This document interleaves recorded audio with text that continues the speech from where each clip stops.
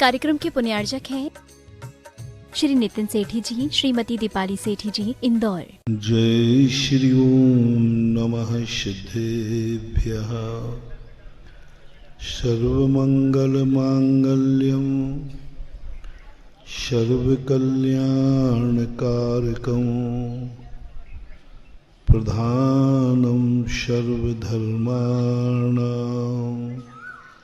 जैनं जयतु शासनं जैनं जयतु शासनं। पंच परमेष्टि भगवान की भी भेद ना हो। जब हम किसी को भी देखें हमें सब एक समान दिखे। जब हमें वस्तु एक समान दिखेगी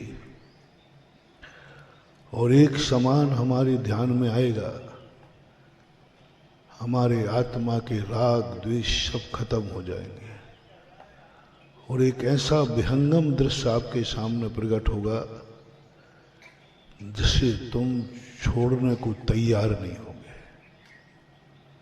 एक ऐसी विहंगम दृष्टि, अपन को दृष्टि ही नहीं वस्तु ऐसी है।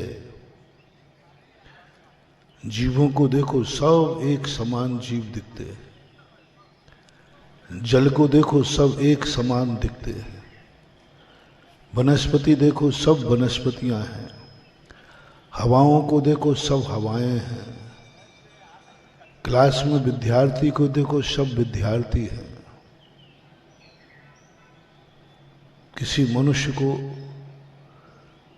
एक मनुष्य के रूप में देखो तो सब मनुष्य दिखते हैं, पुरुष के रूप में देखो तो पुरुष दिखते हैं, स्त्री को स्त्री के रूप में देखो सब स्त्रियां दिखती हैं। इस दृष्टिकोण से जब अपन ज्ञान लेते हैं इसे द्रव्य दृष्टि बोलते हैं। आप लोग इस दृष्टि को कम अपना पाते हैं। आप लोगों का दृष्टिकोण ऐसा नहीं बन पाता। ये हम साधु लोगों की दृष्टियां हैं। हम साधु लोगों के लिए यही दृष्टि हम लोगों की साधुता कायम रखती है। हम लोगों के जो वीतराग भाव होते हैं उसका रहस्य यह दृष्टिकोण। हम पक्षपात नहीं कर पाते क्योंकि हमें सब एक समान दिखते। अपने और पराये का भेद ही नहीं कर पाते क्योंकि अपने पराये का भेद छोड़ दिया। हम किसी को अच्छा आशीर्वाद दूं किसी को नहीं दूं ये हो नहीं सकता क्योंकि हमें सब एक समान मनुष्य दिखते हैं। हमें राजा सैनिक और महारानी छेलना दोनों एक समान दिखते हैं। कितनी बड़ी दृष्टि है। जिस व्यक्ति ने गले में सर्प डाल दिया, इतनी यातनाएं दी, रात भर चींटियों ने उसके शरीर को छल्ली बना दिया, और जिस व्यक्ति ने उपसर्ग दूर किया, दोनों को एक समान आशीर्वाद। दुनिया में ऐसा कोई नहीं होगा जो मारने और बचाने वाले को एक दृष्टि से देखे, एक समान देखे। आप लोगों की ये बस की बात नहीं है महाराज जी, ये तो नहीं होगा। मारने और बचाने वाले को दोनों को हम बराबर जय जयनंद करें, आपकी बस की बात नहीं। हम लोगों का मैटर है। यशोधर महाराज की क्या दृष्टि रही होगी। दोनों में किंचित भेद भी नहीं किया, दोनों को आशीर्वाद, कल्याण भवतु, धर्म लाभ भवतु। क्यों? क्या सोचा होगा महाराज ने, कैसा मन में भाव आ गया होगा। कुछ नहीं महानुभाव, इतना सा भाव आया, राजा सैनिक ने जो मेरे साथ किया उसमें असाता कर्म का उदय था और महारानी छेलना ने किया उसमें साता कर्म का उदय था। कर्म तो दोनों ही थे। दोनों ही कर्म थे। उसने सर्प डाला, अशाता कर्म का उदय आ गया। इसने दूर कर दिया, शाता कर्म का उदय आ गया। क्या फर्क पड़ता है? एक सोने की बेड़ी और एक लोहे की बेड़ी। बेड़ी तो बेड़ी है, बेड़ी तो बेड़ी है, बंधन तो बंधन है। दोनों को कहां नकार सकते? दोनों को नकारने के कौन सी बंधन है? चाहे सोने से बांधो, चाहे कैसे। कर्म से कोई पीट रहा है,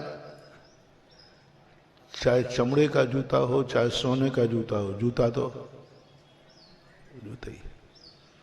कर्म तो कर्म है, चाहे पुण्य कर्म उदय में आए, चाहे पाप कर्म के उदय आए। दोनों हमारी आत्मा को बांधते हैं, दोनों हमारी आत्मा का द्रोहित करते हैं। ये दृष्टिकोण जब वीतरागी मुनि का जागता है, तब उसमें दोनों में भेद नजर नहीं आता। कंचन और कांच में भेद नजर नहीं आता। और यहां तक चला जाता है व्यक्ति की वीतरागता, स्त्री और पुरुष का भी भेद नजर नहीं आता। यहां तक चली जाती है वीतराग दृष्टि, स्वर्ग और नरक का भी भेद खत्म हो जाता है। क्या स्वर्ग, क्या नरक? एक में शाता कर्म की बेड़ी है, स्वर्गों में सोने की बेड़ी से बंध रहा है, और नरकों में लोहे की बेड़ी से बंध रहा है, बंध तो रहा है। और इस दृष्टिकोण को आए बिना व्यक्ति को वीतरागता प्रकट नहीं होगी, साधुता चाहिए। लेकिन यही दृष्टिकोण सभी जीव अपना लें, यही ये दृष्टिकोण है। ये दृष्टिकोण परम पवित्र है। ये दृष्टिकोण के बिना कल्याण नहीं होने वाला। लेकिन यह दृष्टिकोण भी हर व्यक्ति के लिए छूट नहीं है। ये दृष्टिकोण साधु के लिए है। यदि और ये दृष्टिकोण उस समय है जब तुम संसार मिटाना चाहो, संसार से ऊब चुके हो, पाप से नहीं, अशुभ कर्म से नहीं घबराए हो, शुभ कर्मों से घबरा गए हो, पुण्य के उदय से घबरा गए हो, गरीबी से नहीं, अमीरी से घबरा गए हो, अमीरी से, गालियों से नहीं, जयकारों से घबरा गए हो। सब तरफ से तुम्हारा सुख है। कौन बनता है मोक्ष मार्ग साधु? जो अशुभ कर्मों से घबराकर, दुखों से घबराकर, गरीबी से घबराकर, परेशानियों से घबराकर जो जैन धर्म को अपनाता है, वो एक ना एक जैन धर्म को छोड़ता है। क्योंकि वो परेशानियों से घबराकर आ गया, बन गया साधु, बन गया साधु। क्योंकि पुण्य कर्म का उदय नहीं था, पढ़ने लिख नहीं पाया तो साधु बन गया, कमाने नहीं मिला तो बाबा जी बन गए, कुछ नहीं मिला तो।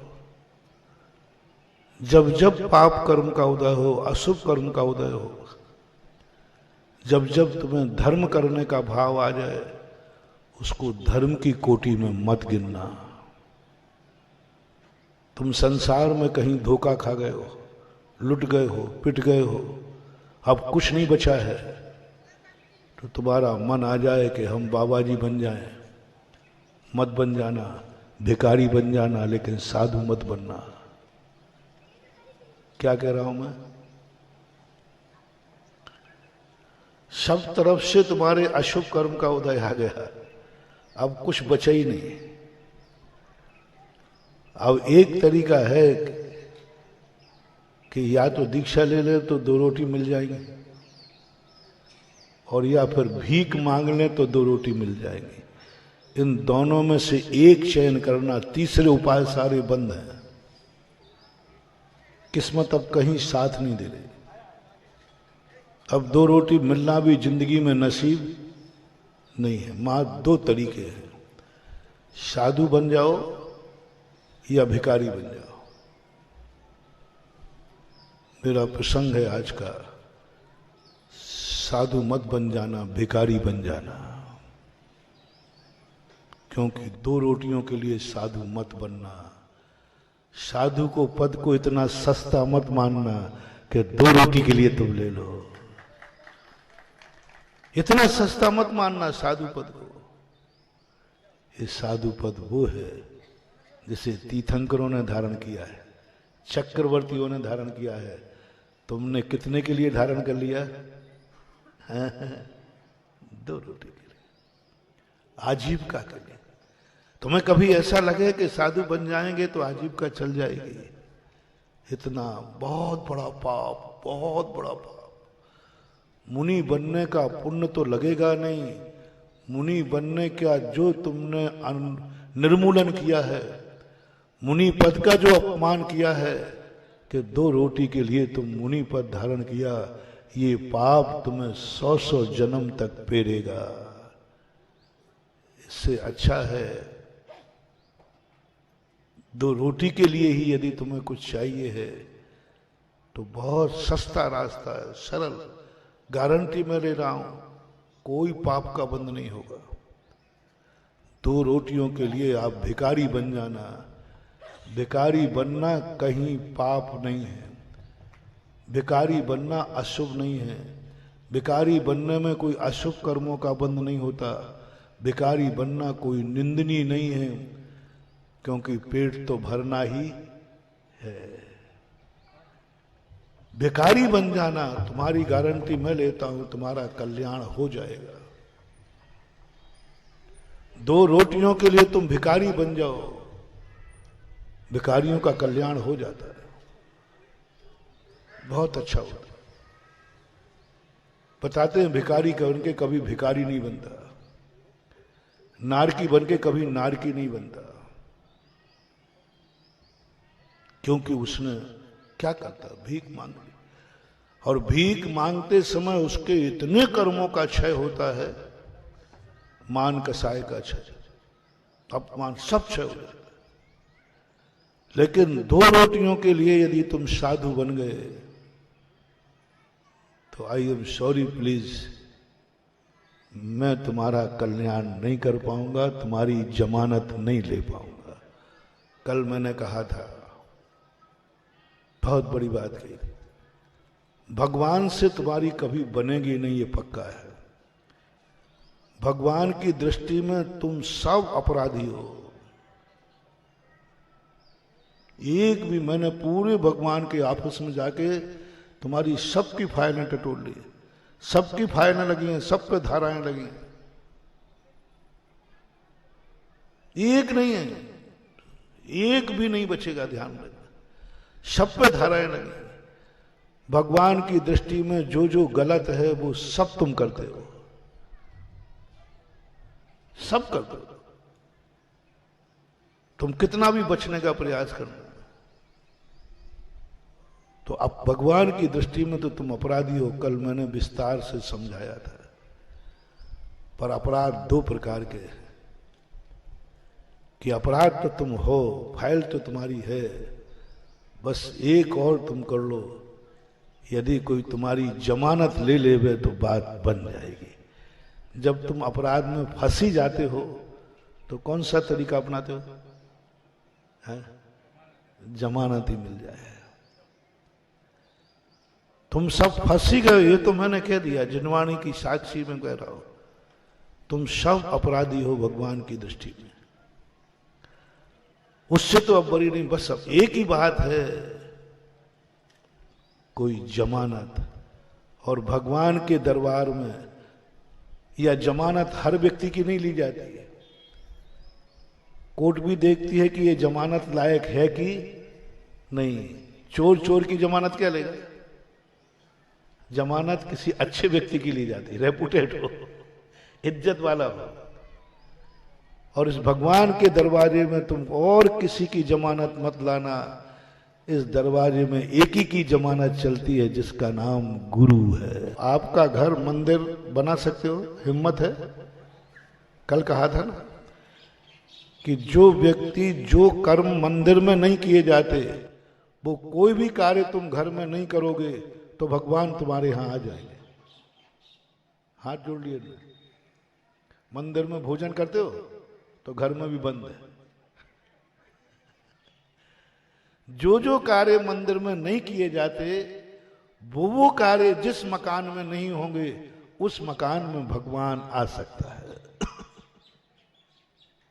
जल्दी बोलो। तो भगवान के लिए तो तुम्हारा घर त्याज्य, वो तो नहीं आएगा। वो कहते मैं तो नहीं जाऊंगा। उसने तो मनाही कर दी स्पष्ट, लाख उपाय करो, कितने ही प्रयास कर लेना, भगवान तुम्हारे घर में नहीं आएंगे, नहीं आएंगे, नहीं आएंगे। भगवान ना सही गुरु आ सके। उस घर में ऐसा कोई पाप मत कर लेना, उस घर में कोई ऐसा अनर्थ ना हो जाए कि गुरु को पता चलते कहे उस घर में तो मैं नहीं जाऊंगा, नहीं जाऊंगा। तुम अपनी जिंदगी में ऐसा कोई पाप मत कर लेना कि गुरु की अंजलि में ग्रास रखने लायक भी न रहो और गुरु भी नकार दे, तू मेरा चेला नहीं, मैं तेरा गुरु नहीं, मैं तेरी जमानत नहीं ले सकता।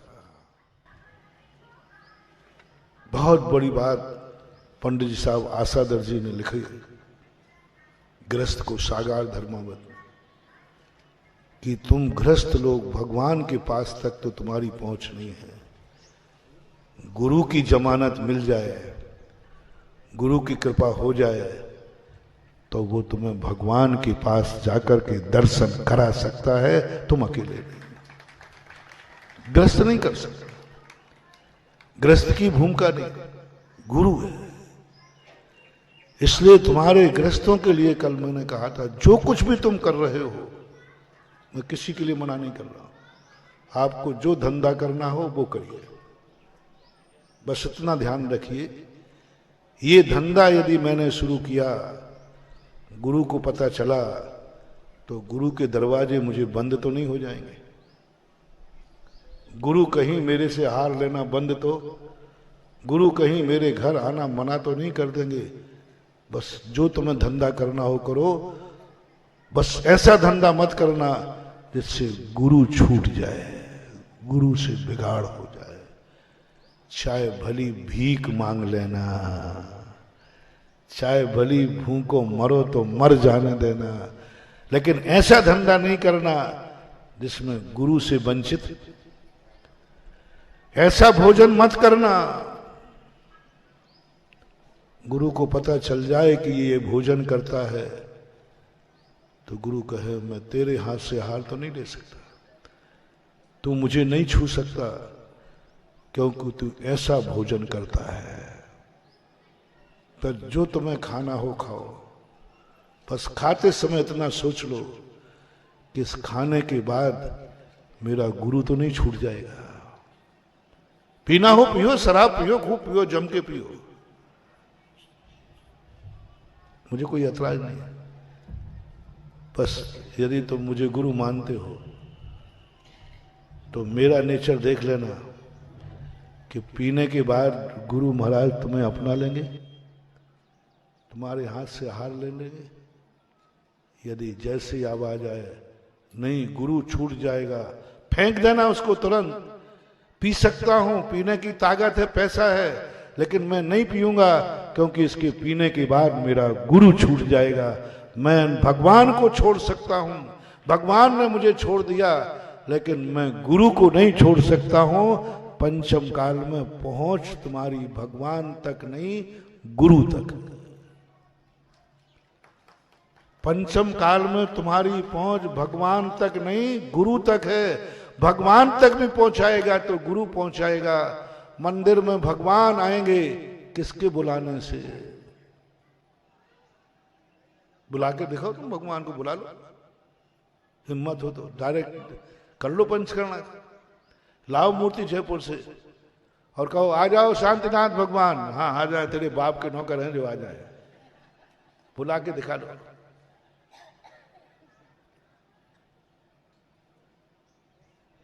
तेरे मंदिर में तेरी मूर्ति में भगवान को भी बुलाएंगे तो वो गुरु की जमानत से ही आएंगे, गुरु की सिफारिश के बिना नहीं आएंगे। आज कुछ लोग बिना गुरु के प्रतिष्ठाएं कर रहे हैं।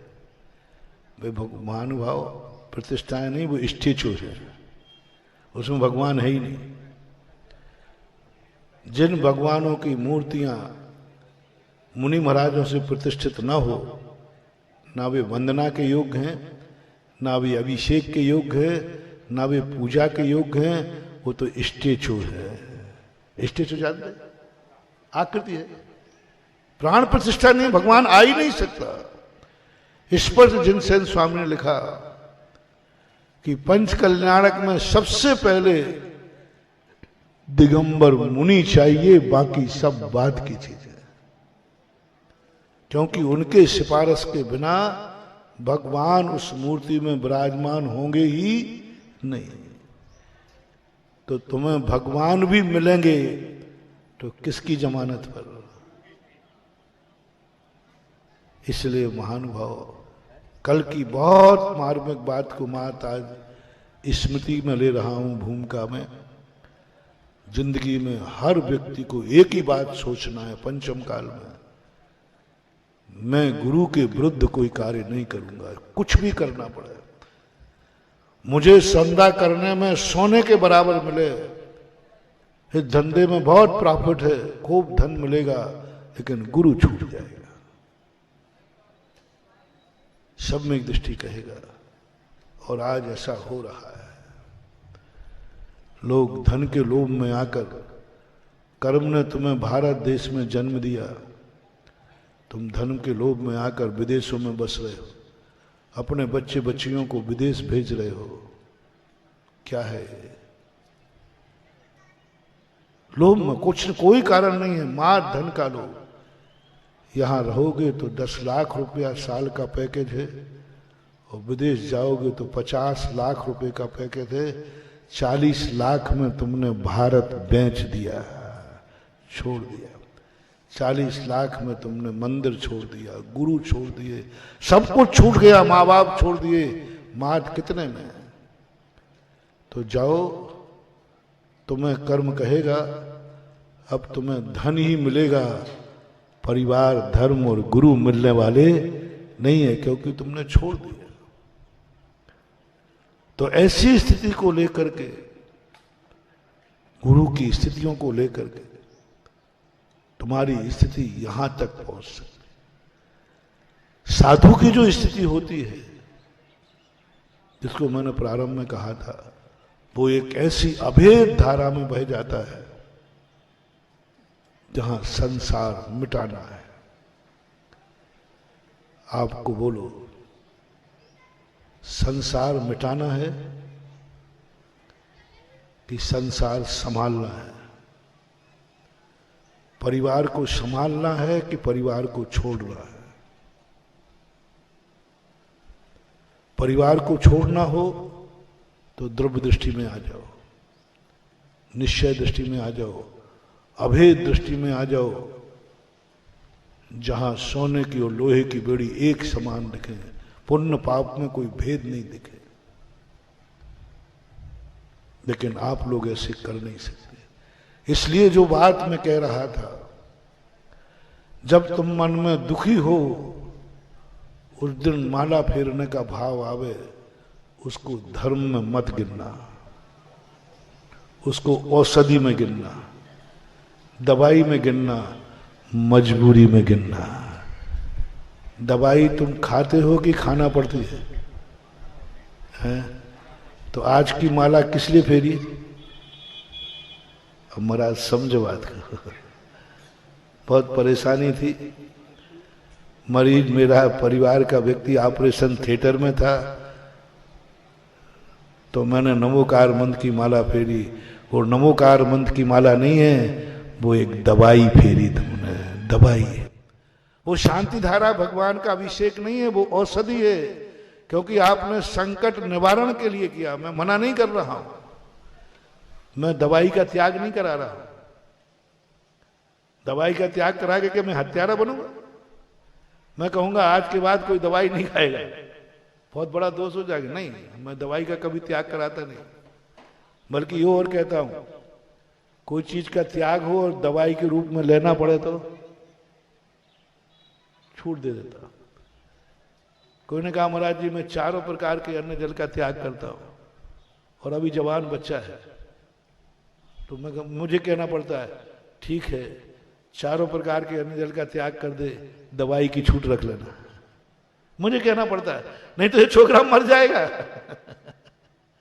दवाई की छूट रख लेना। महाराज मैं सदा अष्टमी 14 उपवास करूंगा, ठीक है हाली बीमारी की छूट रख लेना। देखो कितना है जैन दर्शन। तुम कह रहे हो मैं अष्टमी 14 उपवास करूंगा, उपवास अच्छी चीज है, लेकिन गुरु महाराज क्या कहते हैं, हाली बीमारी की छूट रखना। यदि ये छूट नहीं रखी, कल के दिन 14 के दिन ही उसको ऐसी बीमारी हो गई, डॉक्टर कहता है इसको पानी दो नहीं तो ये मर जाएगा, बोलो वो उपवास हत्यारा हो जाएगा। 10 उपवास करने वाला एक शिविर में शिवरार्थी था, आखिरी दिन का 13 का उपवास, 9 उपवास हो गए, 9 उपवास हो गए, आखिरी एक उपवास। रात में उसकी तबीयत बिगड़ी, डॉक्टर कहते हैं कि साहब इसी समय ये मरीज को मेरे हवाले करो, ग्लूकोज की बोतल चढ़ेगी रात के 11 बजे। 10 लाख क्षण पर्व, 10 उपवास करने वाला जीव, एक उपवास बाकी है।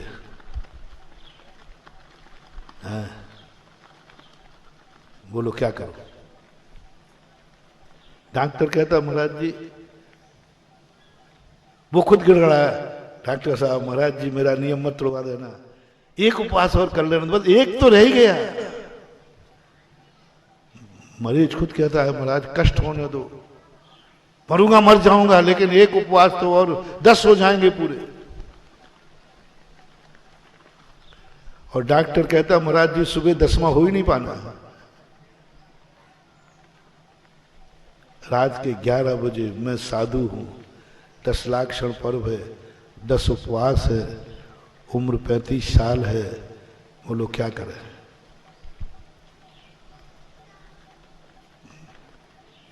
मरने दें या बचाएं। बचाते हैं तो व्रत टूटता है 10 लाख क्षण पर्व में, रात में 11 बजे बोतल चढ़ेगी, दवाइयां खाना पड़ेगी, और नहीं चढ़ते हैं तो सुबह अर्थी निकलेगी। निर्णय करो, फैसला करो। जैन धर्म के उपवास जियो और जीने दो है या मरो और मरने दो के लिए है। बोलो मूल नारा क्या है। रात के 10 बजे मैंने टेक टू ऑर्डर, जाओ इसी समय जैसे बने इसके प्राणों की रक्षा होना चाहिए। यह है जैन दर्शन। मरीज नहीं चाह रहा, मरीज कह रहा मर जाए। यदि सच्चा गुरु है तो मरीज के अनुसार नहीं चलेगा, तो कहेगा नियम तोड़ दो, 10 लाख क्षण पर्व तोड़ दो, अभी टूटेगा पुनः प्रायश्चित हो जाएगा, मर जाओगे तो प्रायश्चित भी लेने लायक नहीं रहो। पूज्य गुरुदेव ने एक बार उपवास किए, मुक्तागिरी की बात। प्रतिदिन आचार्य से कहते हम लोग जाते कमंडल लेकर के, आचार्य से हार करो, बोले नहीं नहीं आज नहीं उठता हूं, तुम लोग उठ जाओ। प्रतिदिन ऐसे करते करते 9 दिन हो गए, 9 उपवास हो गए। तो जब 10वां उपवास था तो हम लोग कमंडल लेके गए नहीं। मैंने कहा अब 10वां तो करेंगे करेंगे। अरे यार भाई कौन छोड़ेगा, एक उपवास कौन छोड़ेगा, 10वां तो आचार्य जी करेंगे ही करेंगे। तो 9 तक तो हम लोग कमंडल ले गए। 10वें उपवास में कमंडल सब ने पूरे सब महाराज ने कहा, बोले अब तो काय को कमंडल ले जा रहे, कमंडल ले जाए क्या करोगे। अब 10वें उपवास में तो आचार्य जी उठेंगे ही नहीं, 10 तो करेंगे ही पूरे। और हम लोग पहुंच करके किसी ने कुछ नहीं बोला है और सब लोग हम लोग आहार के लिए भक्ति करने लगे। तो आचार्य जी कहते आज हमारा कमंडल क्यों नहीं लाए? तो हम लोगों ने क्या सोचा कि शायद आचार्य जी गिनती भूल गए हैं। तो हम लोगों ने कहा आचार्य जी अभी 9 हुए हैं, एक तो बाकी है। तो आचार्य जी कहते तुम्हें गिनती नहीं आती, गिनती तो मुझे भी आती है, मुझे भी मालूम है कि 9 हुए। लाओ कमंडल लाओ। कमंडल ले लिया। हम लोगों का दिमाग खराब। मैंने कि एक और कर लेते, क्या आफत हुई, इतने कष्ट।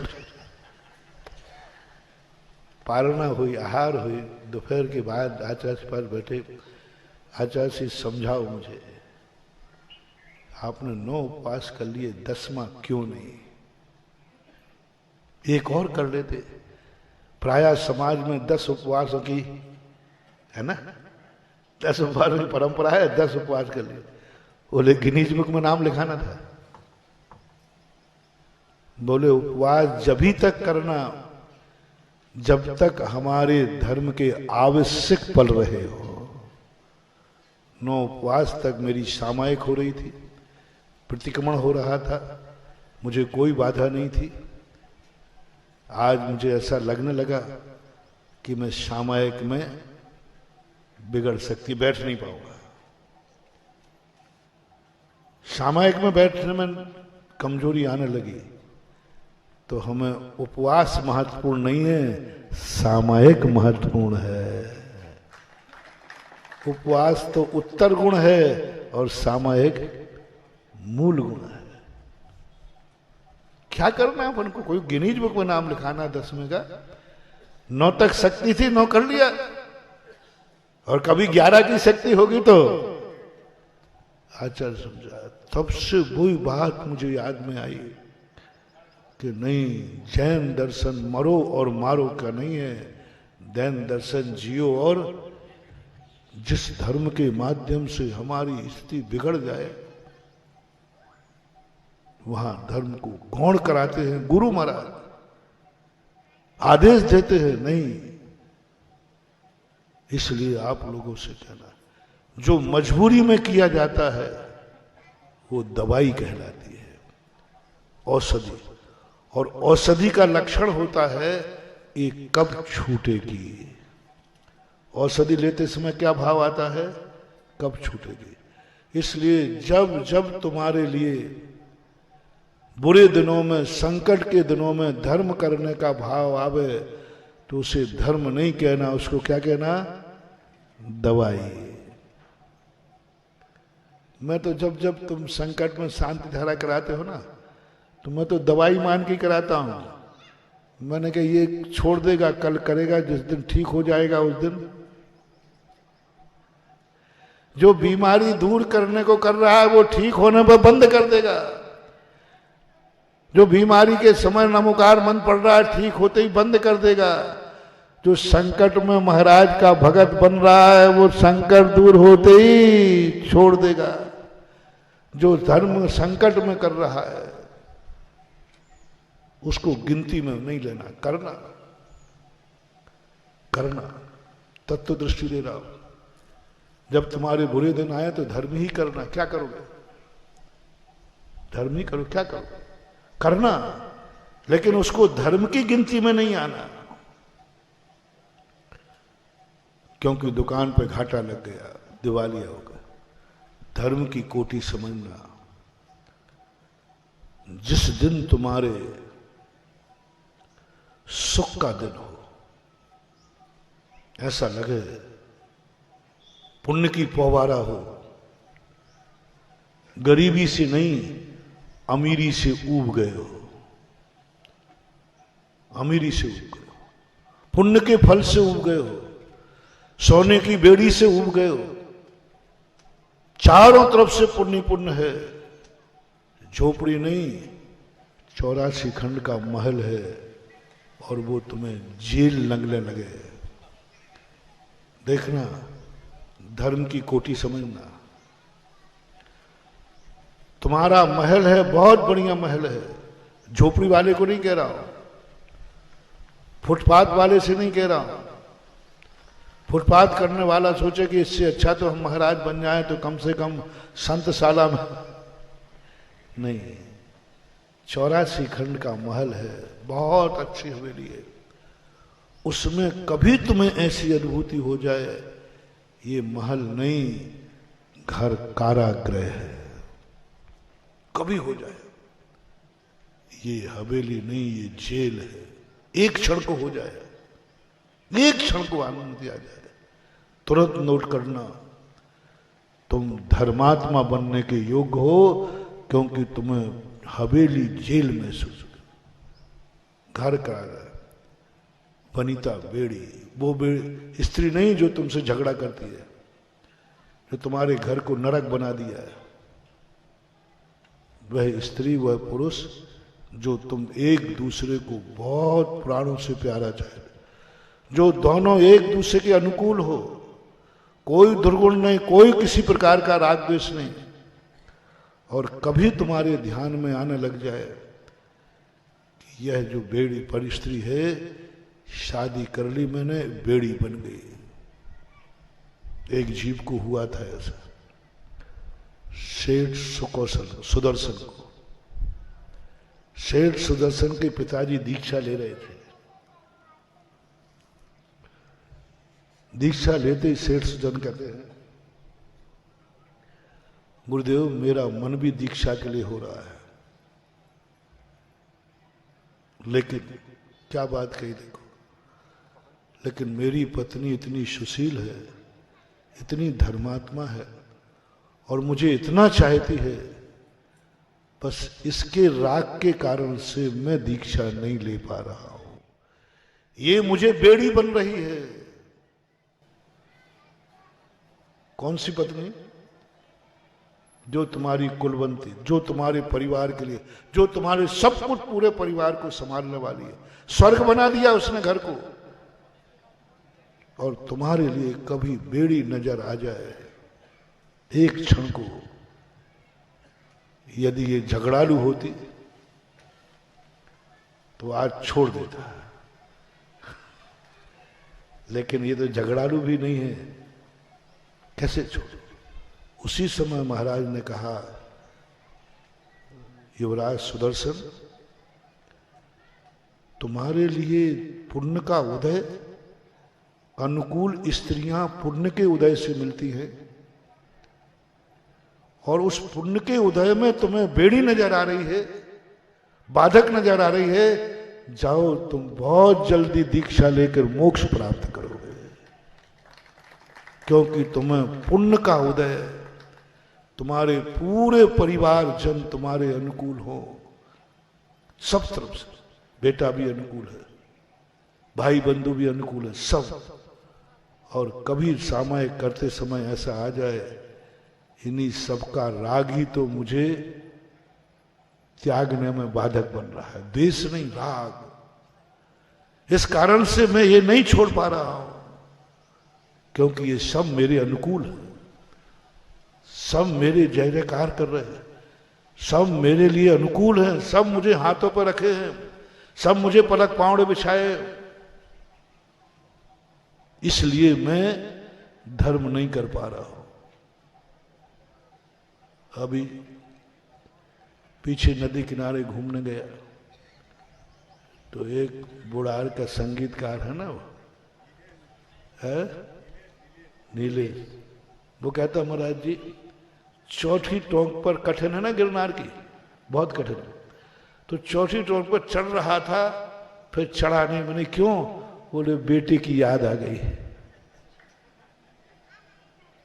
बेटा छोटा था, बस उसकी शक्ल याद आ गई, तो भाव आया कि यदि गिर गया तो बेटा अनाथ हो जाएगा, और बेटे के कारण मैंने चौथी टेप छोड़ दी।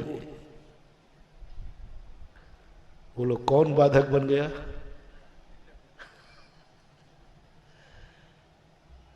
बोले और कुछ कारण नहीं था, सब चढ़ रहे थे, लेकिन मेरा पैर, मेरे अपने कारण नहीं, मैंने कुछ विकल्प नहीं था, मरूंगा मर जाऊंगा, लेकिन जैसे ही बेटे की याद आई तो ऐसा लगा पापा मेरे लिए तो जिंदा रहो। होता है ऐसा कि नहीं? होता है। अब देखो बेटा पुण्य के उदय से मिला, पुण्य ने प्रद्युम्न कुमार की टोंक के दर्शन करने से रोक दिया, पाप ने नहीं, पुण्य के उदय ने रोक दिया। ऐसा कितने पुण्य हैं जो हमें धर्म से रोकते, और जब पुण्य हमें ऊबने लग जाओ, कभी तुम्हें ऐसा उदाहरण आ जाए कि हे भगवान, पाप के उदय में सब कहते हैं कि हे भगवान ऐसा तो इतनी दुख दे दी, इतनी गरीबी दे दी कि मैं मंदिर तक नहीं आ सकता हूं, मैं कभी कोई कर ही नहीं सकता क्योंकि परेशान हूं घर में। नहीं, कभी बहुत व्यापार चले, बहुत अच्छा धंधा चले, उस दिन तुम भगवान के पास आओ, भगवान कौन से जन्म की सजा दे रहे हो आप? हे भगवान मैंने कौन सा अपराध किया, तूने मुझे इतना धंधा दिया, इतना धंधा दिया कि मुझे तेरे दर्शन करने लायक समय नहीं है। जरूर तूने मेरे साथ कोई मेरे से गलती हुई है। अपने से दूर रखने के दो तरीके हैं, या तो तुम्हें इतनी मुसीबत में डाल दो कि तुम मंदिर आ नहीं सको, और या तुम्हें इतनी सुविधाओं में डाल दो कि तुम्हें मंदिर की खबर ही नहीं रहे। इतनी सुविधाएं दे दो, ऐसी सुबह नींद दे दो, ऐसी नींद दे दो कि तुम्हें सुबह भूल जाओ। इतना पुण्य दे दे कि तुम्हें समय नहीं, सुबह से व्यस्त, तो व्यापार धंधा बहुत अच्छा चल रहा है, चारों तरफ से पवारा है, सुबह उठते ही फोन आ रहे, मंदिर को समय ही नहीं मिला, अभिषेक को समय ही नहीं मिला, प्रवचन सुनने को हम जा ही नहीं पाए, अभिषेक का समय निकल गया, हम पहुंच नहीं पाए। किस लिए? पाप के उदय कारण नहीं, पुण्य के उदय के कारण। उस दिन तुम्हें फीलिंग हो जाए भगवान ऐसी सजा, ऐसा पुण्य, ऐसा व्यापार कि मैं तुझे ही भूल गया, ऐसी व्यस्तता दी तूने कि मैं मंदिर नहीं आ सकता हूं, मैं प्रवचन सुनने नहीं आ सकता हूं कि घर में लाइन लगी है। कभी ऐसी फीलिंग हो जाए तुम्हें, और भगवान से कह सको, गुरु से कह सको कि हे प्रभु इतना पुण्य भी मत देना कि इसको भोगने में इतना मस्त हो जाऊं कि तेरा नाम लेना भी भूल जाऊं। इससे तो अच्छा है थोड़ा कष्ट बना के रखना, जिससे तेरा नाम तो याद बना रहे। धर्म रत्नाकर ग्रंथ में कहा है, सम्यक दृष्टि ने कहा, भगवान हम संसारी लोग हैं, हमारे ऊपर ज्यादा कृपा मत करना, मेरे ऊपर ज्यादा कृपा मत करना, नहीं तो सबसे पहले मैं आपको भूलूंगा, सबसे पहले मैं धर्म को भूलूंगा, सबसे पहले मैं गुरु को भूलूंगा, सबसे पहले मैं नमोकार मंत्र को भूलूंगा, क्योंकि आपने इतना दे दिया, इतना दे दिया कि हम उस भोगने में भौरे के समान मर जाएंगे। और आपने देखा होगा जितने बड़े आदमी होते हैं ना, ये धर्म कम करते हैं। एक बच्चा था, वो अभिषेक पूजन करता था, बहुत अच्छा था, बहुत अच्छा था, महाराजों को हार देता था, महाराज आते थे तुरंत धोती दुपट्टा पहन के हार देता था। उसने पढ़ाई की, उसके ऊपर मैं बहुत खुश था। आज के बच्चे इतना ज्यादा धर्म करें, अभिषेक पूजन के बिना कुछ नहीं, आहार शब्द, मैं बहुत खुश था। उसका इंटरव्यू था, बहुत बड़ी आईएएस ऑफिसर की पोस्ट थी। उसने कहा महाराज जी आशीर्वाद दो, मेरा इंटरव्यू। मैंने उस दिन तहे दिल से आशीर्वाद दिया और भगवान से कहा, भगवान देखा आपका भक्त है, बिना अभिषेक पूजन के देखो भोजन नहीं करता, प्रभु आप भी दे। पहली बार मैंने किसी की सिफारिश की, पहली बार मैंने सिफारिश की। मैंने भगवान आपका भी भक्त है, आप भी जानते हो, और मेरा तो है ही। इसका इंटरव्यू और हो जाए तो इसका सारा परिवार पल जाएगा, अच्छा हो जाएगा।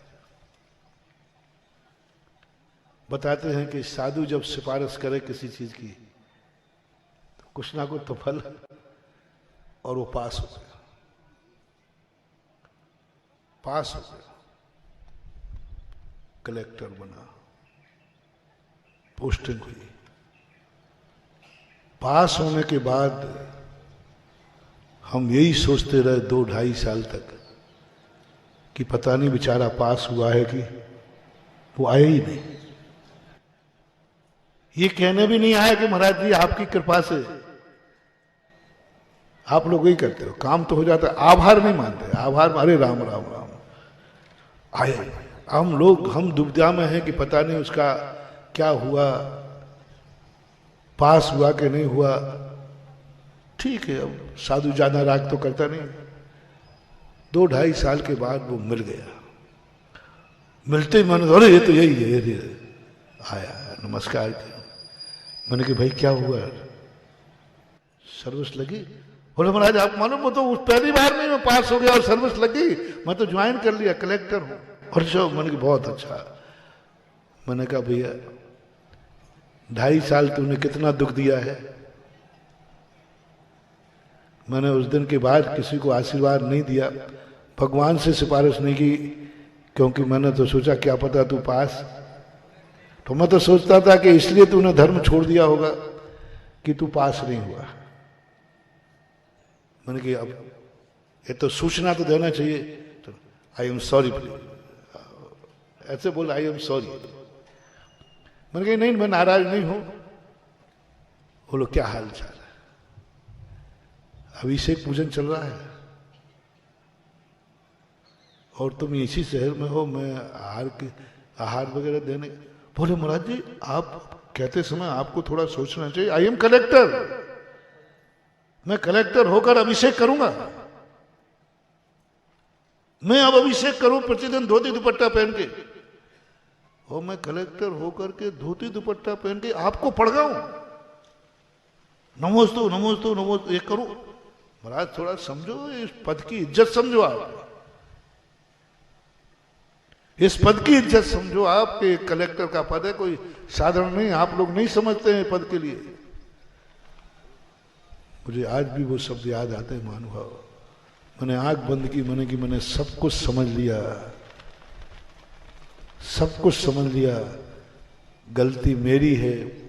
मैंने पहली बार भगवान से क्षमा मांगी, भगवान गलती मेरी है, न मैं सिफारिश करता, न वो कलेक्टर बनता, न एक भगवान आपका भक्त कम होता।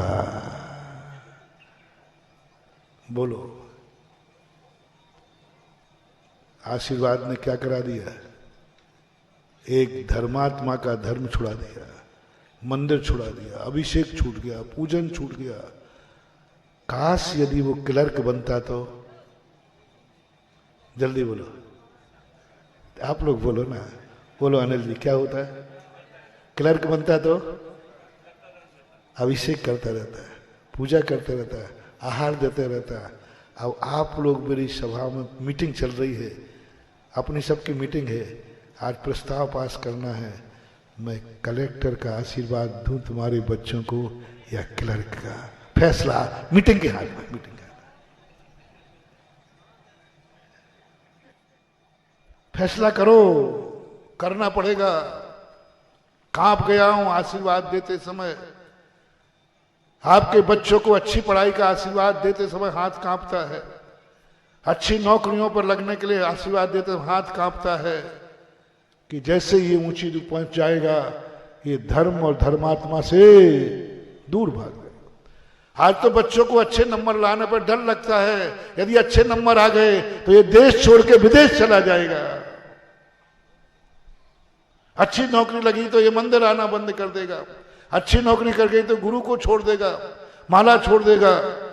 बोलो भाई मैं धर्मात्मा जीव हूं, इस मीटिंग का जो प्रस्ताव पास होगा उसको मैं फॉलो करूंगा।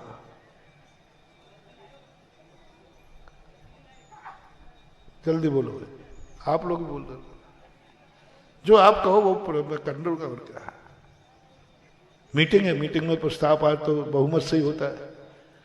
छाती पे हाथ रख के बोलना, मैं साधु हूं, मैं क्या आशीर्वाद दूं, और यह देना बंद करूं। एक ही तरीका है कि अब मैं देना बंद करूं और दूं, तो अब तो मन करता है कि क्लर्क बनने का दूं, जिससे कम से कम वो धर्मात्मा तो दुखी करने का मन करता है कि हे भगवान, इसको इतना सुखी मत कर देना कि मंदिर आना भूल जाए, इसको सुबह उठ करके इतना दुख बना के रखना, कम से कम ये अभिषेक करने का मन बना रहे। बोलो मुझे कितना नीचे उतरना पड़ रहा है।